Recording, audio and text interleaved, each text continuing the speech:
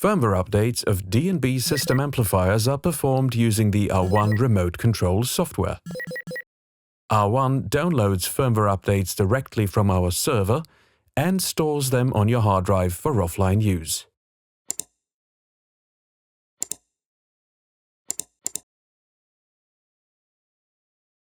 Multiple amplifiers can be updated at the same time.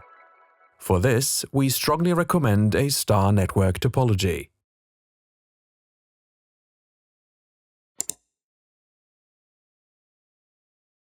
To stay informed about the latest feature additions and bug fixes, please always read the firmware release notes.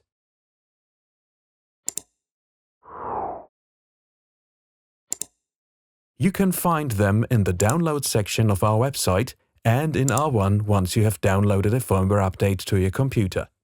In this tutorial, we will show you how to download a firmware update to your computer and how to update an amplifier, using a D40 as an example. To download a firmware update from our server, you need to have an internet connection. Connect all devices that you wish to update. Make sure they have compatible network settings and unique remote IDs.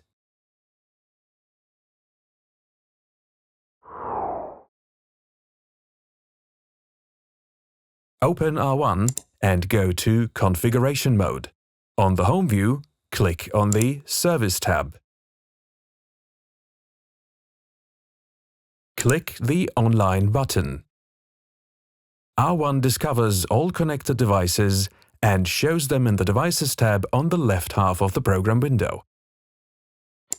Go to the Firmware tab on the right half of the R1 program window. Check for updates, queries our server for available firmware files.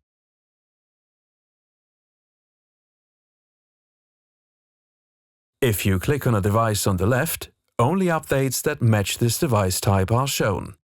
Click Download to retrieve the desired firmware file. If no download button is shown, the respective file is already present on your computer. Multi-select all devices of the same type that you wish to update. Select the desired firmware version and click Update Device. The dialog lists all selected devices as a confirmation and lets you know that they will be reset after the firmware update. Press Continue to start the process. Make sure that the mains power to your devices is not interrupted. Your computer should also have enough remaining battery time or should be connected to its charger. Also ensure that nothing interrupts the network connection. Once the firmware has been transmitted to all devices, they proceed on their own. You can now close the update window in R1. Once the update is complete, all devices will reboot. This will make them disappear from R1 for a moment. Do not interrupt mains power during that time. Once the update has been completed, the device will reboot automatically. During the first reboot after an update, a device will show the new firmware version on its screen. If the expected firmware version is shown, the update was successful. Also, a firmware update will always cause a factory reset.